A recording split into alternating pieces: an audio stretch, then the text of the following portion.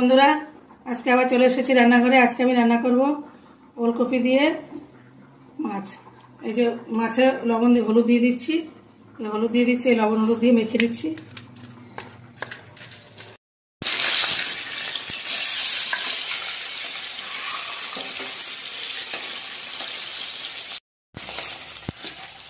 মাছ ভাজা হয়ে গেছে, এবার নামিয়ে নেব। এবার দিয়ে দেবো জিরে তেজপাতা ফোড়ন,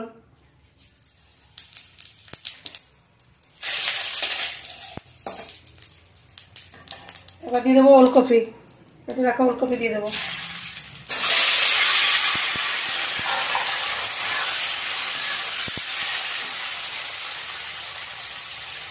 হলুদ গুঁড়ো দিয়ে দেবো।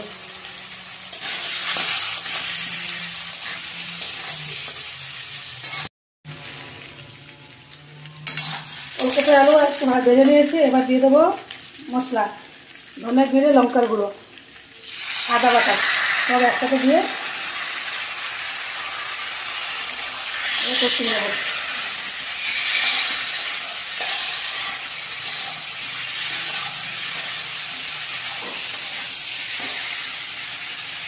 হলুদ গুঁড়ো আর দিয়ে দেবো পরিমাণ মতো লবণ।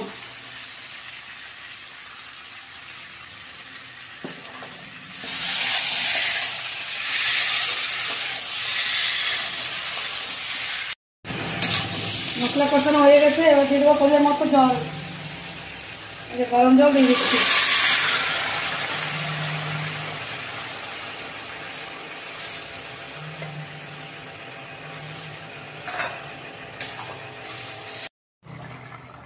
ঝোল ফুটে গেছে, এবার ঝোলের বদলে মাছ দিয়ে দেবো। এবার একটু ঢেকে দেবো।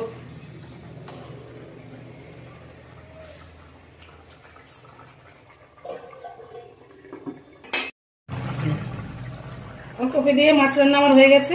এবার আমি ধনে পাতা দিয়ে নামিয়ে নেব।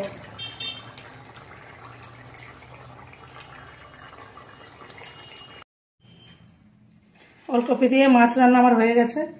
এইভাবে ওলকপি দিয়ে মাছ দিয়ে রান্না করলে খেতে কিন্তু দারুণ লাগে। আমার রান্নাটা যদি আপনাদের ভালো লেগে থাকে, এইভাবেই লাইক শেয়ার করে আমার পাশে থাকবেন।